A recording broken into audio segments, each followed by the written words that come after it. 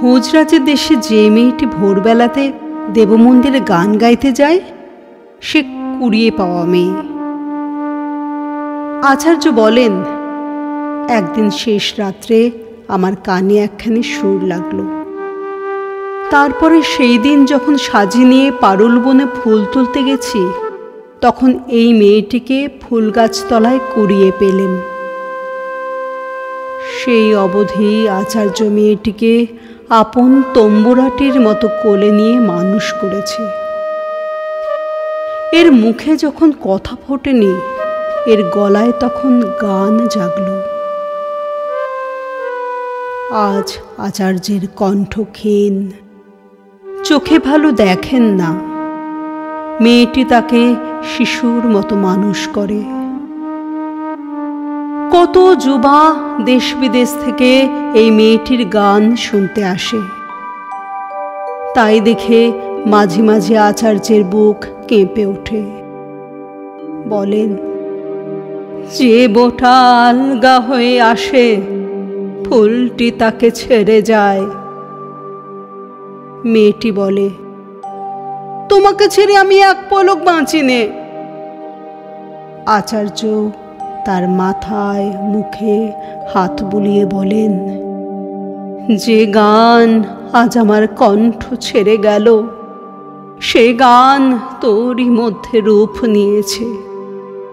তুই যদি ছেড়ে যাস, তাহলে আমার চিরজন্মের সাধনাকে আমি হারাবো।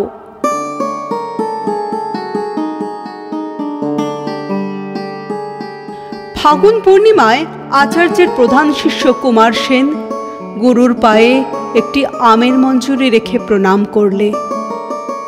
বললে, মাধবীর হৃদয় পেয়েছি। এখন প্রভুর যদি সম্মতি পাই, তাহলে দুজনে মিলে আপনার চরণ সেবা করি।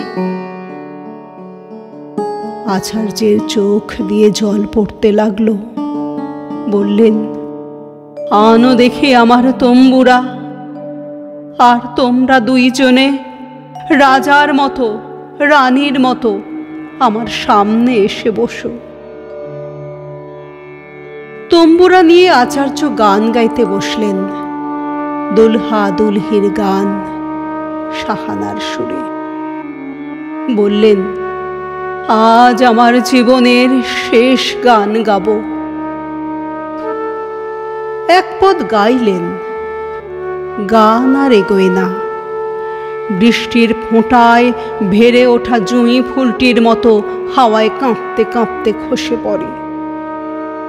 শেষে তম্বুরাটি কুমার সেনের হাতে দিয়ে বললেন, বৎস, এই লও আমার যন্ত্র। তারপরে মাধবীর হাতখানি তার হাতে তুলে দিয়ে বললেন, এই লও আমার প্রাণ। তারপরে বললেন, আমার গানটি দুজনে মিলে শেষ করে দাও, আমি শুনি। মাধবী আর কুমার গান ধরলে। সে যেন আকাশ আর পূর্ণ চাঁদের কণ্ঠ মিলিয়ে গাওয়া। এমন সময় দাঁড়িয়ে এলো রাজদূত। গান থেমে গেল। আচার্য কাঁপতে কাঁপতে আসন থেকে উঠে জিজ্ঞাসা করলেন, মহারাজের কি আদেশ? দূত বললে, তোমার মেয়ের ভাগ্য প্রসন্ন, মহারাজ তাকে ডেকেছেন। আচার্য জিজ্ঞাসা করলেন, কি ইচ্ছা তার? দূত বললে, আজ রাত পোয়ালে রাজকন্যা কাম্বোজে পতিগৃহে যাত্রা করবেন। মাধবী তার সঙ্গিনী হয়ে যাবে। রাত পোয়ালো। রাজকন্যা যাত্রা করলে। মহিষী মাধবীকে ডেকে বললে, আমার মেয়ে প্রবাসে গিয়ে যাতে প্রসন্ন থাকে, সে ভার তোমার উপরে। মাধবীর চোখে জল পড়ল না, কিন্তু অনাবৃষ্টির আকাশ থেকে যেন রৌদ্র ঠিকরে পড়ল। রাজকন্যার ময়ূরপঙ্খী আগে যায়, আর তার পিছে পিছে যায় মাধবীর পালকি। সে পালকি কিং খাবে ঢাকা, তার দুই পাশে পাহারা। পথের ধারে ধুলোর উপরে ঝড়ে ভাঙা অশ্বত্থ ডালের মতো পড়ে রইলেন আচার্য। আর স্থির হয়ে দাঁড়িয়ে রইল কুমার সেন। পাখিরা গান গাইছিল পলাশের ডালে। আমের বোলের গন্ধে বাতাস বিহ্বল হয়ে উঠেছিল। পাছে রাজকন্যার মন প্রবাসে কোনোদিন ফাগুন সন্ধ্যায় হঠাৎ নিমিষের জন্য উতলা হয়। এই চিন্তায় রাজপুরীর লোকে নিঃশ্বাস ফেললে।